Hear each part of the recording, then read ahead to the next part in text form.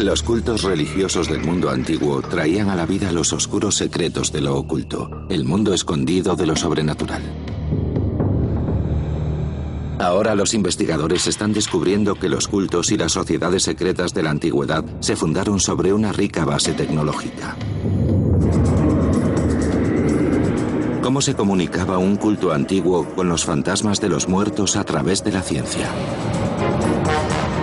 ¿Cómo ayudó la tecnología a que una estatua de Jesucristo de tamaño natural cobrase vida milagrosamente?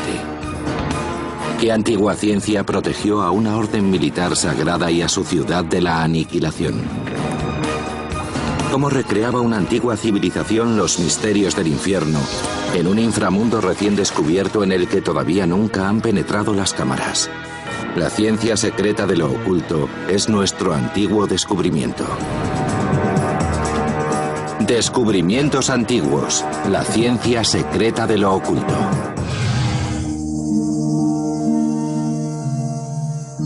El estudio de lo oculto es donde la ciencia se encuentra con el espiritualismo. Nuevos hallazgos bajo estos viejos templos están revelando que los antiguos combinaban la tecnología con la religión para crear un inframundo oculto bajo la superficie de la Tierra. La historia comienza en el antiguo México, con la misteriosa civilización de los mayas. Es fácil pensar que el ocultismo es solo mito y leyenda, pero cuando empiezas a aplicarle la arqueología y la ciencia, se puede llegar a la verdad y las pequeñas dosis de hechos reales que subyacen detrás de todo. En el año 600, en una época en que las otrora grandes ciudades de Europa estaban en decadencia, la antigua ciudad de Chichén Itzá se encontraba en pleno apogeo. Los templos estaban alineados con el sistema solar gracias a una avanzada comprensión de la geometría y la astronomía.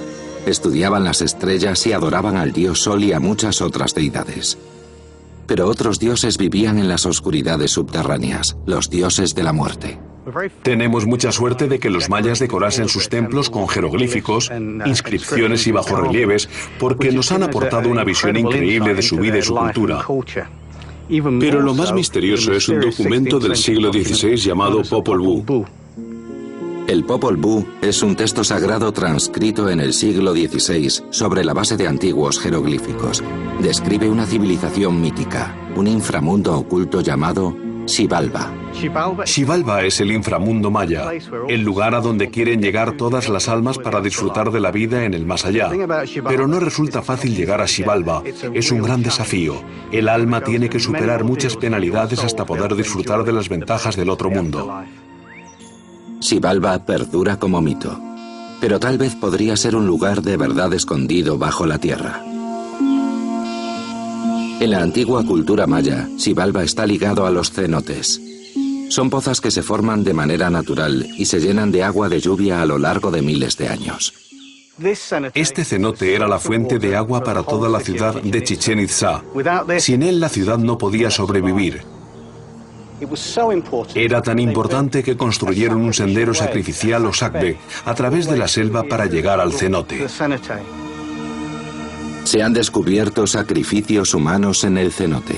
Los arqueólogos han hallado restos de niños pequeños e incluso pruebas de que se arrojaron mujeres vivas. ¿Podría estar el auténtico Xibalba bajo un cenote?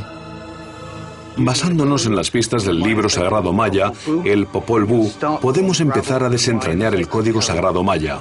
Hay una única forma de saber lo que es explorando el propio Xibalba. Tenemos que bucear en el cenote. Es lo que están intentando John y un equipo de espeleólogos subacuáticos. Han viajado a unos 100 kilómetros al oeste de Chichén Itzá para buscar el rastro de ese antiguo inframundo. He de admitir que es apasionante. ¿Cuánta gente tiene el privilegio de bucear y explorar un yacimiento arqueológico tan importante?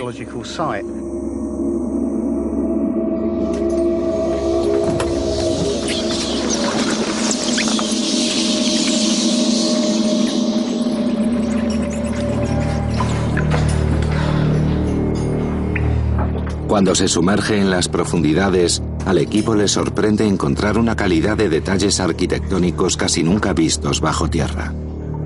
Han encontrado el sakbe, el sendero ritual que conecta los templos mayas con los centros ceremoniales.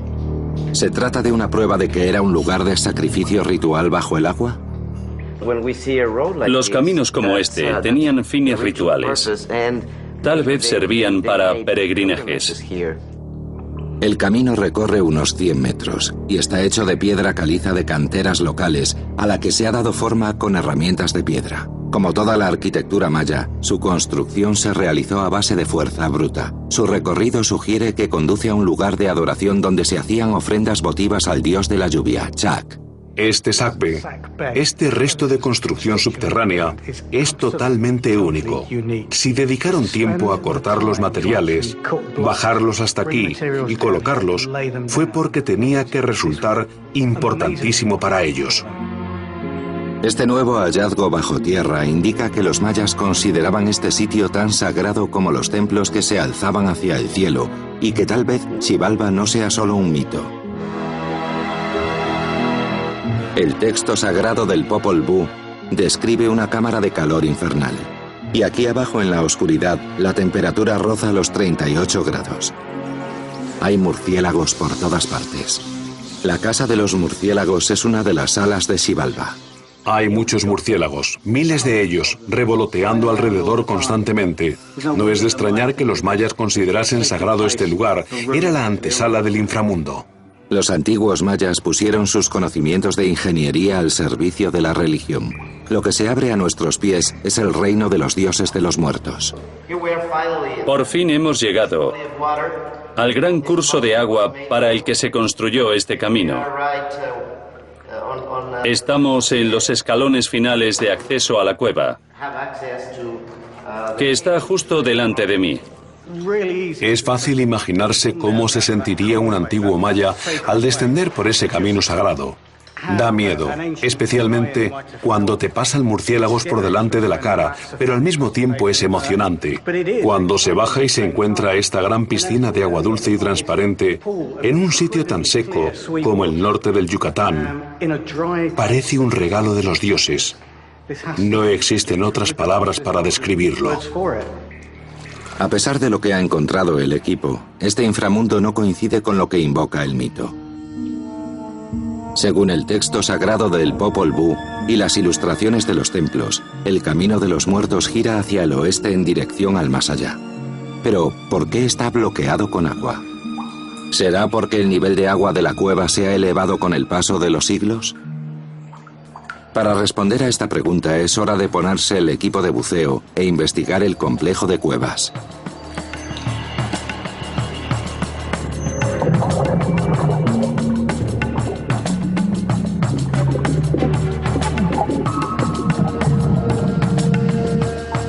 Los buceadores descubren que esto no es el final del sistema de cuevas.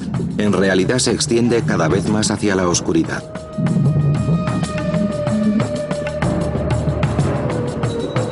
A medida que se internan, descubren otras cámaras, algunas con bolsas de aire que les permiten desprenderse de los aparatos de respiración. ¿Podrían tratarse de las casas de los demonios descritas en el Popol Vuh? Bueno, pues entramos al primer cuarto, que es un cuarto hermoso, tiene una decoración maravillosa. Las estalactitas y las estalagmitas solo se forman en el aire. Es una prueba de que las cuevas estuvieron secas hasta que subió el nivel del agua. El Popol Vuh menciona la Casa de los Cuchillos, una sala llena de espadas y cuchillas que las almas de los muertos tienen que atravesar para llegar a Xibalba.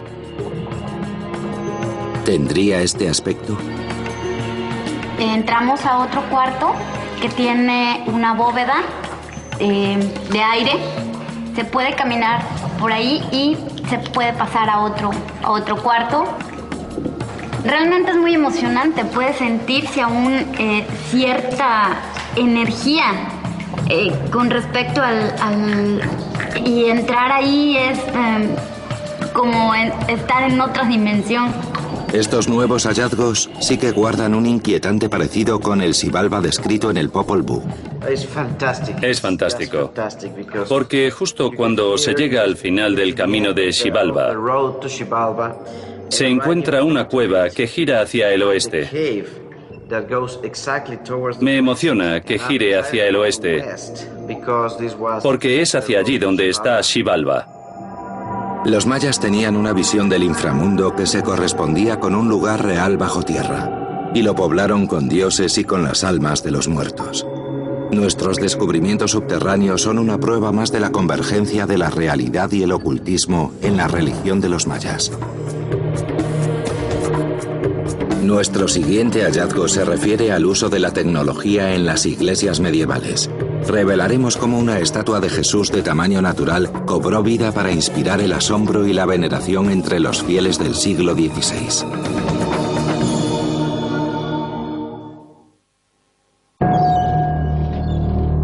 Las religiones y cultos de todo el mundo se sumergen en el misterio intensificado por rituales y oscuros secretos. Algunos supuestos milagros o hechos sobrenaturales han desafiado la lógica durante cientos de años. En la Inglaterra del siglo XVI, una estatua de madera de tamaño natural de Jesucristo extasiaba a los fieles cuando cobraba vida. Era capaz de mover la cara, de sonreír, de mover los brazos y las piernas, y a la congregación debía parecerle pura magia. La estatua se llamaba la Santa Cruz de la Gracia o la Veracruz de la Gracia. Pertenecía a los monjes de la abadía de Boxley, un pueblo a unos 50 kilómetros al este de Londres. Se corrió la voz de su leyenda y peregrinos de toda Europa viajaban hasta la pequeña aldea para dejarse hipnotizar por los milagrosos movimientos de la estatua. Hay que tener en cuenta que los fieles eran analfabetos y se creían todo lo que la iglesia les decía que se creyesen. Ver la imagen de Cristo en movimiento debía ser una experiencia asombrosa e increíble. La cruz estaba situada detrás de una pantalla, llamada Pantalla de la Veracruz, en medio de la iglesia. Era el foco de la adoración. Tras la pantalla se encontraba el santuario, el lugar del misterio donde tenía lugar el milagro de la transformación diaria del pan y el vino en el cuerpo y la sangre de Cristo. El Cristo de la Cruz era el principal foco de atención. Permitía al espectador medieval contemplar su sufrimiento. La muerte y resurrección de Cristo es la base de la fe cristiana. Su agonía en la cruz es una imagen muy potente. En la Edad Media esas tallas se hacían lo más realistas posibles, y la estatua de Boxley iba un paso más allá. No solo era realista, cobraba vida. En respuesta a una súplica y probablemente a una donación, Jesús abría los ojos y movía los labios. Detrás de mí tenemos pintadas en la pared imágenes del cielo y el infierno. Para los fieles de la época de los Tudor, eran sitios reales, y el movimiento de Cristo los hacía realidad. Si el Cristo sonreía, estabas a salvo. Encontrarías la salvación y el camino al cielo. Si fruncía el ceño, ibas al infierno. ¿Qué causaba que una estatua de madera sin vida se moviera y hablase? ¿Era obra de un poder superior que insuflaba vida a un objeto inanimado? ¿O era obra de un ente más humano que intentaba explotar la fe de los creyentes? Para responder a esas preguntas tenemos que remontarnos a los relatos de los testigos oculares de la época en que se desenmascaró el secreto de la Veracruz de la Gracia. En el siglo XVI, Inglaterra vivió una época de grandes revueltas religiosas, una época en la que los hombres y las mujeres estaban dispuestos a matar y a morir por su fe. Enrique VIII ocupaba el trono. Decidió romper los lazos de Inglaterra con la Iglesia de Roma porque el Papa no le concedió el divorcio de su primera esposa, Catalina de Aragón. La unidad de la cristiandad occidental quedó rota para siempre. La ruptura de Enrique VIII con la Iglesia de Roma fue un gran paso. Como él bien sabía, era el primer rey que se volvía contra el Papa. Lo hizo porque quería ser grandioso, atrevido y carismático como rey. Tras romper con Roma, Enrique destruyó los monasterios para apoderarse de sus inmensas riquezas. Para granjearse el apoyo del pueblo, reunió pruebas de la mala conducta económica, sexual y religiosa de los monjes. En 1538, uno de sus agentes dio un golpe de propaganda. Fue un descubrimiento que implicaba a los monjes de Boxley en un fraude tras su famoso milagro. Un hombre llamado Geoffrey Chambers cuenta lo siguiente sobre la Veracruz de la abadía de Boxley. Cuando se saqueó el monasterio de Boxley y se destruyó la talla de la Veracruz de la Gracia, que había sido muy venerada, en su interior se encontraron ciertos mecanismos, alambres viejos y varas podridas en la parte de atrás de la cabeza que causaban que los ojos se movieran. El hallazgo de cables en la cruz por Jeffrey Chamber desveló que se trataba de una máquina. Había sido diseñada por un carpintero inglés desconocido y un monje oculto la hacía funcionar. No está claro cómo manejaban el mecanismo los monjes. Las pruebas físicas fueron destruidas.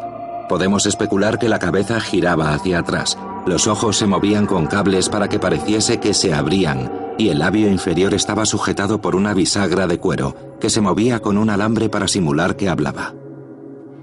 La Veracruz de la Gracia se desmontó y se exhibió en varios lugares de Kent, hasta llegar finalmente a Londres, que entonces era la mayor ciudad del mundo.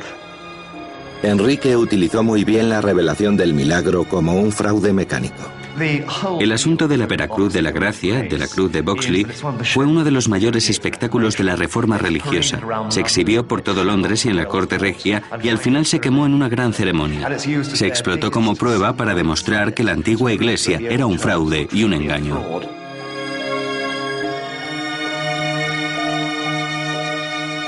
¿Por qué lo hicieron los monjes? ¿Fue una extensión tecnológica de las pinturas de la pared y las tallas para avivar el celo religioso de los fieles? ¿O fue un cínico complot para ganar dinero a costa de los crédulos peregrinos? Probablemente nunca lo sabremos. Nuestro siguiente hallazgo se refiere a una amarga lucha entre dos religiones mundiales. Investigaremos una sociedad religiosa secreta que puso el arte de la guerra al servicio de Dios y de su propia supervivencia.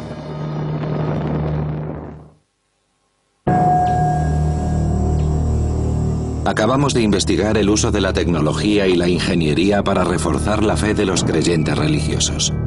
Ahora examinaremos cómo la fe inspiró una nueva tecnología para combatir a sus enemigos.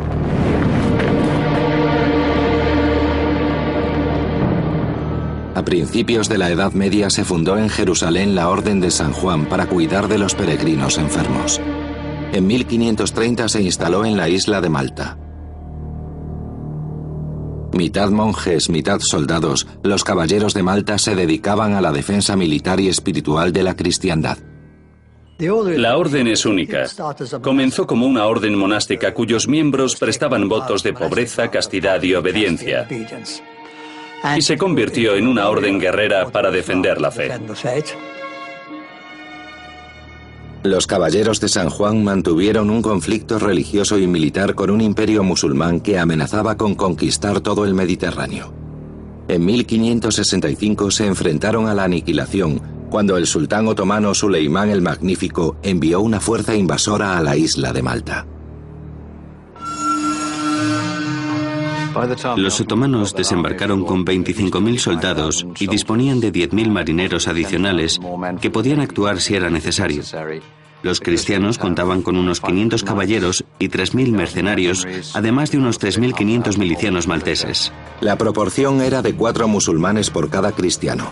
Si nos ceñimos a las cifras, parece que los caballeros tenían que ser superhombres, porque derrotaron a las tropas otomanas, que les cuadriplicaban en número. Y no era un ejército cualquiera, eran los mejores hombres de la guardia personal de uno de los hombres más poderosos del mundo. ¿Cómo vencieron los caballeros contra todo pronóstico? La oración y la fe inspiraron sin duda su inmensa valentía e ingenio. Habían planeado un asedio de 4 semanas, pero duró muchos meses y las bajas fueron enormes. La orden solo podía sobrevivir por voluntad de Dios. De lo contrario, perecería en Malta. La armada otomana de 190 barcos era una de las mayores fuerzas invasoras jamás reunidas. Podemos imaginarnos lo que pensaron los caballeros cuando vieron la enorme armada abatirse sobre Malta. El gran maestre de la época, La Valeta, llevaba años intentando convencer a Europa de que iba a acabar pasando, pero no le habían enviado ayuda. Disponían de una fuerza muy pequeña y no sabían cómo sobrevivirían. La orden combinó uno de los recursos más antiguos del hombre con la tecnología para ganar la batalla. A lo largo de la historia de las armas, los hombres han tratado constantemente de encontrar formas de controlar el fuego, el elemento más letal que conocía el hombre primitivo. Es algo que siempre formó parte de la psicología del hombre antiguo, ya fuera caballero de Malta, bizantino o griego clásico. Y encontraron una forma de controlar el fuego similar a los lanzallamas o el napalm del siglo XX. Andrew ha acudido a la Biblioteca Nacional de Malta, que guarda valiosos documentos de la orden anteriores al Gran Asedio. Y ha encontrado un texto que revela datos sobre la fabulosa arma de fuego de los caballeros. Este es el manuscrito de Balbi, un relato original de primera mano del asedio de Malta, escrito por un hombre que estuvo presente. Se imprimió pocos años después del final de la batalla. Es la fuente más importante sobre el asedio de Malta. El texto describe vívidamente la aterradora destrucción sembrada por la artillería turca durante el Gran Asedio. Una de las cosas que narra Balbi, aquí, en la página 39, es cómo durante los bombardeos lanzados por los turcos en la noche de San Telmo, el intercambio de fuego fue tan intenso que el cielo nocturno se iluminó como si fuese de día. En el relato aparece una descripción de un arma devastadora desplegada por los caballeros. Se llamaba trompa y era un lanzallamas que disparaba una nube de fuego sobre los invasores que trepaban por las murallas. A veces llevaba incorporado un aparato que disparaba balas. Balbi describe cómo funcionaba la trompa y nos ofrece la oportunidad de intentar reproducir sus efectos. ¿Funcionará como cuenta Balbi que hizo en el fuerte de San Telmo? En el Reino Unido, el armero experto en armas históricas, Ian Henn, ha aceptado el reto de recrear la tecnología militar de los caballeros. Va a intentar fabricar y disparar el lanzallamas que describe Balbi. Usando una lámina de hierro enrollada en un tubo, Ian está reproduciendo una versión grande de la trompa que mide 4 metros. El metal se calienta a unos 540 grados y luego se le da forma de trompa. Podemos estimar lo eficaz que era, pero no podemos saberlo con certeza hasta que la hayamos probado adecuadamente. Ian va a poner a prueba el lanzallamas de los caballeros del siglo XVI en una cantera abandonada. Utilizaremos una pólvora moderna muy similar a la que se empleó en el asedio de Malta. Disponían de lo que se llamaba pólvora en granos, que en aquel entonces ya existía desde hacía 150 años y era muy similar a la pólvora negra moderna. La carga de pólvora se introduce por el cañón y luego se prende con una mecha encendida.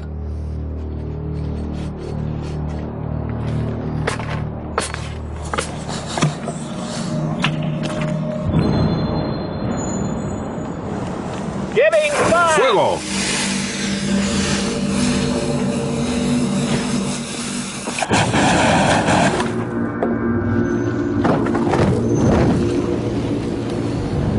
La primera prueba demuestra que la trompa puede ser letal a corta distancia en un asedio.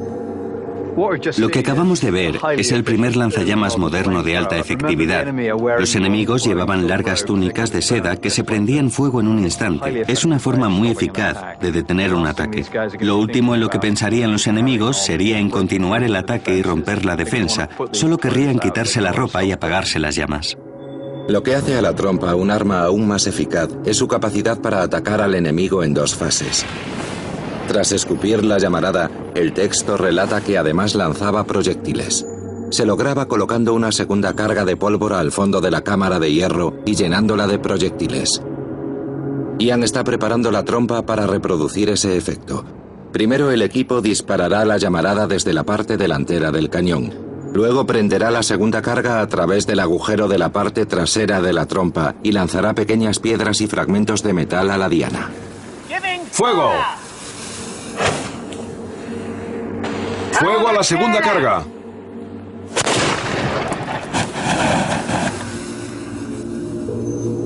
Se producen un montón de llamas, de humo y de ruido, no una vez, sino 2.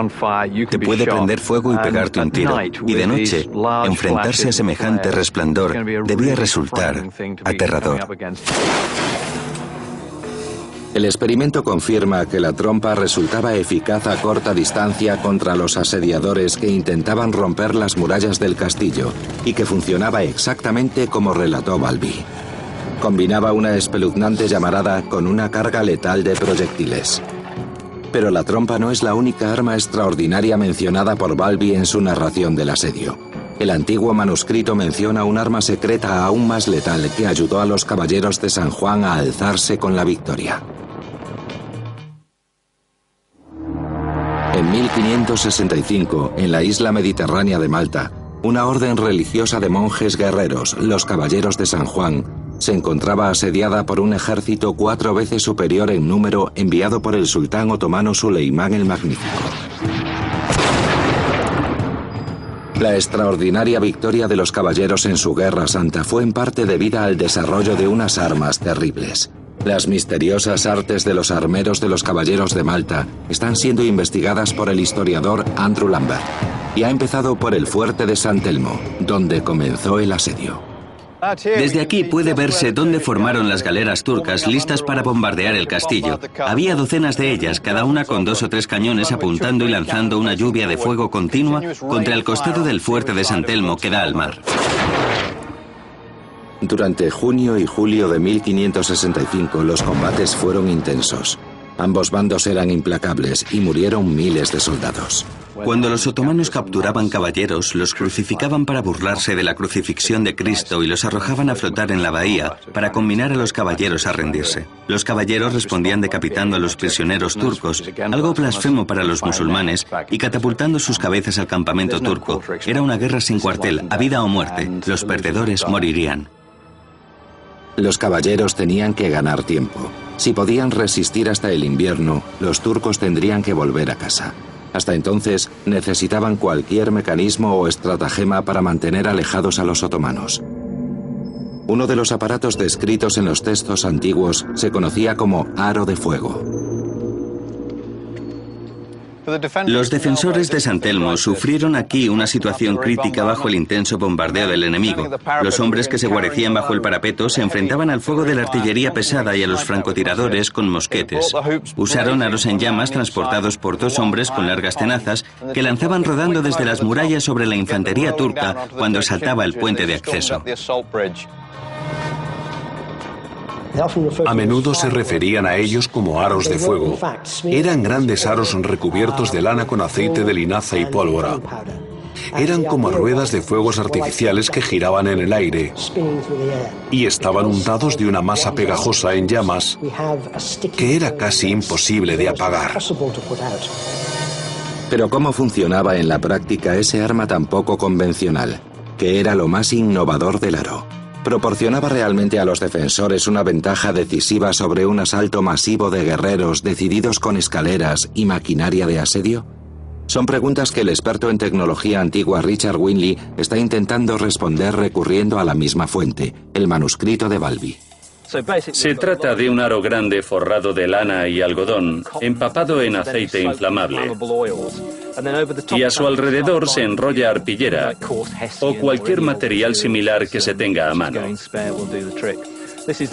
Se ata muy prieto con alambres y se sumerge en brea o cualquier otro compuesto inflamable. El compuesto inflamable que va a utilizar Richard consiste en aceites y ceras naturales, grasa animal y pólvora. Ingredientes que los caballeros tenían disponibles durante el asedio.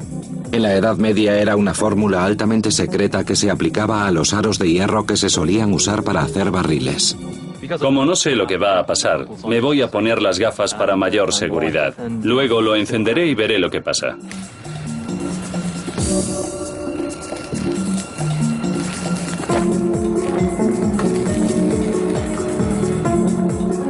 Parece que arde durante un periodo bastante prolongado y el combustible comienza a gotear. Cuando lo estaba aplicando al aro, me salpicó un par de veces en las manos y fue muy desagradable. La más mínima cantidad se adhiere a la piel y produce quemaduras muy graves. Tras poner a prueba con éxito el material inflamable, Richard experimenta con los aros. Se ha instalado una serie de objetivos al pie de la pared de la cantera que representan a las tropas turcas con sus túnicas ondeando al viento.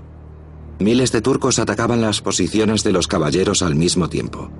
La labor de Richard consistirá en prenderles fuego con los aros.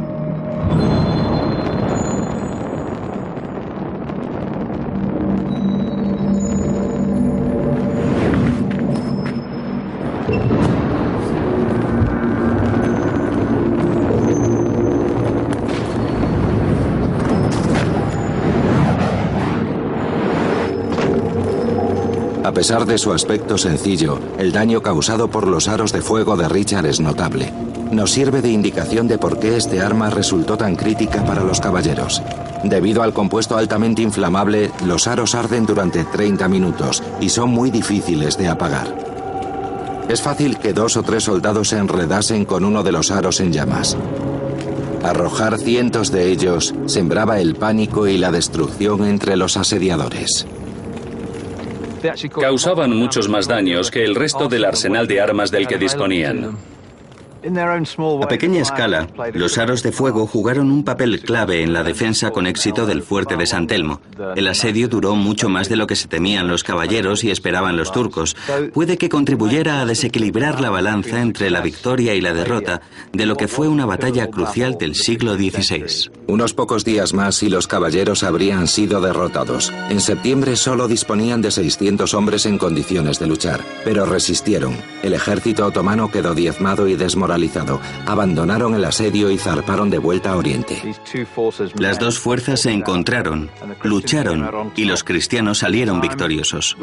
Con un poco de habilidad, suerte y armas nuevas, el occidente cristiano acabó triunfando porque tenía una economía y una tecnología más potentes. 150 años después, el Imperio Otomano había sido olvidado y la Europa cristiana gobernaba el mundo. En nuestro siguiente descubrimiento, investigaremos un yacimiento arqueológico que encierra oscuros secretos. Exploraremos un mundo misterioso en el que los antiguos utilizaron sus conocimientos de lo sobrenatural para recrear el reino de los muertos aquí, en la Tierra.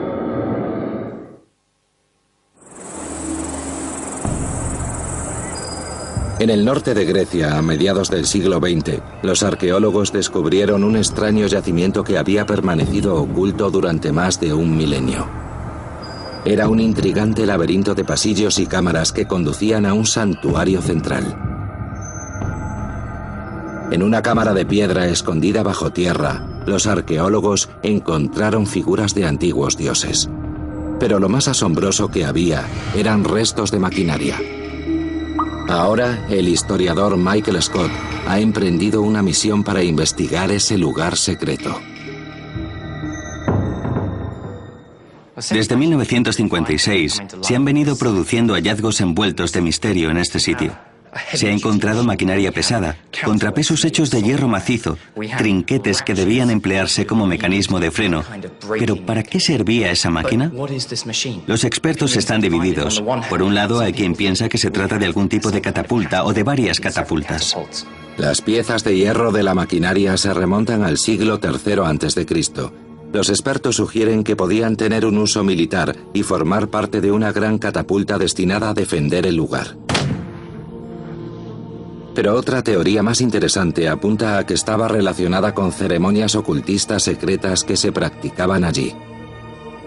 El lugar era un templo dedicado a la necromancia, una palabra griega que significa consultar con los muertos. Peregrinos, tanto ricos como pobres, acudían desde muy lejos para averiguar su destino hablando con los espíritus de los fallecidos. También se encontró una estatuilla de la diosa Perséfone.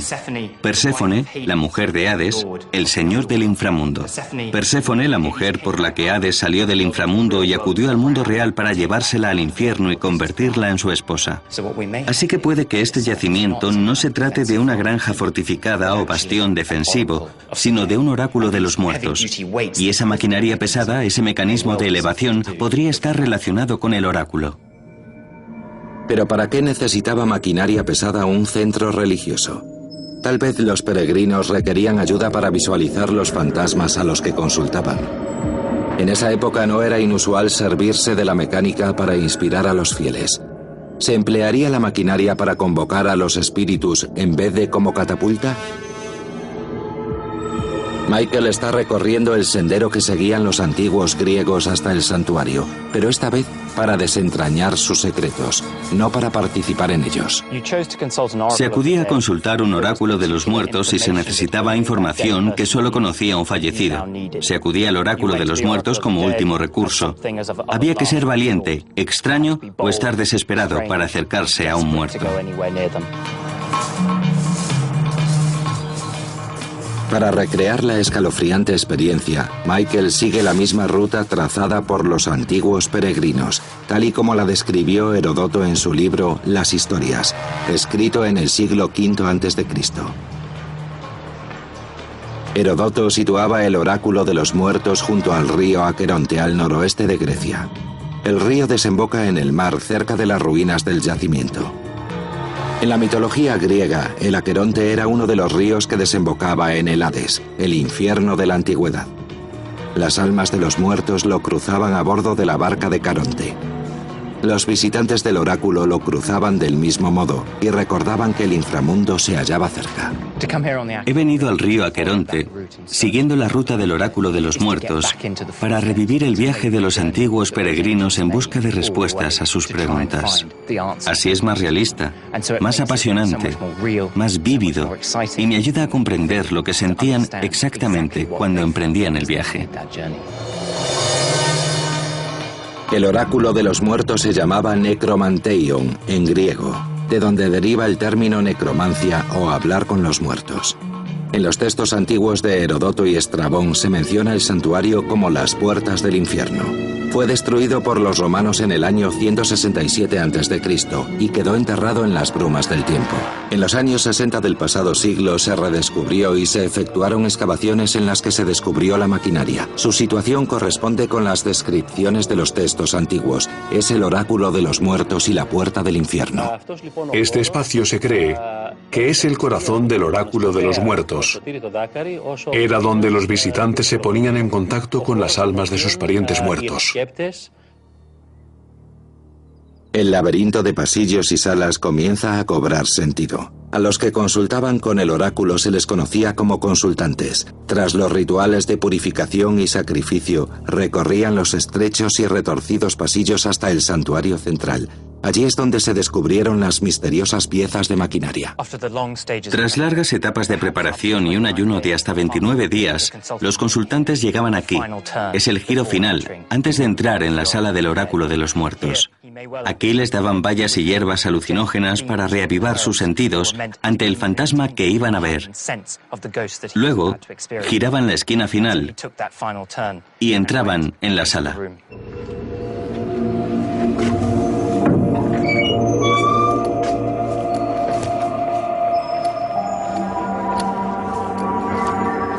Al entrar en la sala, el consultante se sentía desorientado por los alucinógenos naturales. Sus propiedades psicodélicas potenciaban las percepciones y emociones de los peregrinos. Cuando entrabas en la sala, te envolvía la oscuridad, igual que ahora.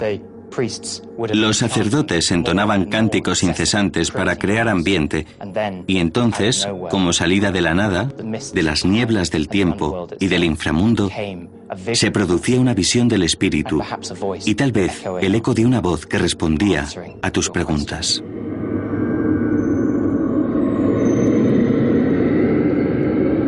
El proceso estaba envuelto de secretismo. Es el secreto que nuestros investigadores intentan desvelar. Están investigando la teoría de que las piezas de maquinaria encontradas en el yacimiento pertenecían a una máquina que arriaba una aparición fantasmagórica que el escritor Heródoto describe en su relato del oráculo de los muertos. Si se producían apariciones de fantasmas, lo más probable es que surgieran desde arriba, de un primer piso desde el que se bajaban mediante algún tipo de mecanismo, de grúa. Pero para averiguarlo con certeza tenemos que ponerlo a prueba. Tal vez las apariciones fueran humanas. El experto en tecnología antigua Richard Winley está investigando esa teoría. Usando como modelo las piezas de hierro halladas en el yacimiento, está reconstruyendo el mecanismo de elevación que podía estar instalado en una sala sobre el santuario central. Hay un par de objetos misteriosos que parecen dientes de engranaje. Pero me da la sensación de que no son dientes, sino una especie de trinquetes que encajarían en un sencillo mecanismo de polea. Michael se ha unido a Richard en las instalaciones de pruebas de nuestro programa, donde intentarán averiguar cómo los antiguos sacerdotes producían los espíritus del más allá. Para bajar al sacerdote, Richard ha construido una grúa basada en una polea que arría un trozo de cuerda usando una manivela manual, mediante un principio similar al de las poleas de las grúas de coches. La máquina está hecha de hierro y madera y tiene un trinquete a un lado de la estructura. Puede usarse para impedir que el peso vuelva a bajar. Con una gran manivela larga se puede hacer más palanca sobre una polea relativamente pequeña. Pasamos la cuerda alrededor de la polea y a cada giro de manivela la cuerda se mueve unos centímetros. Eso se llama ventaja mecánica. La manivela puede moverse 1 metro, pero la cuerda solo se mueve unos centímetros. Mediante esa ventaja mecánica, la máquina de Richard puede levantar hasta 150 kilos con esa cuerda, aplicando tan solo unos kilos de fuerza a la manivela. Para probar el mecanismo de grúa, hemos recreado el yacimiento arqueológico. Imaginen que soy un consultante que acude al oráculo de los muertos. Y Richard está en lo que ahora es una iglesia, pero antes era un primer piso escondido con una grúa oculta. Debajo tenemos a nuestro especialista, John, que interpretará el papel de sacerdote que será arriado a la sala de consulta y fingirá que es el espíritu de un muerto que ha acudido a responder a mi pregunta. Este tipo de máquinas eran comunes en los teatros del mundo antiguo para bajar a los dioses del cielo sobre el escenario, y aquí se utilizaba para convocar a los espíritus del infierno.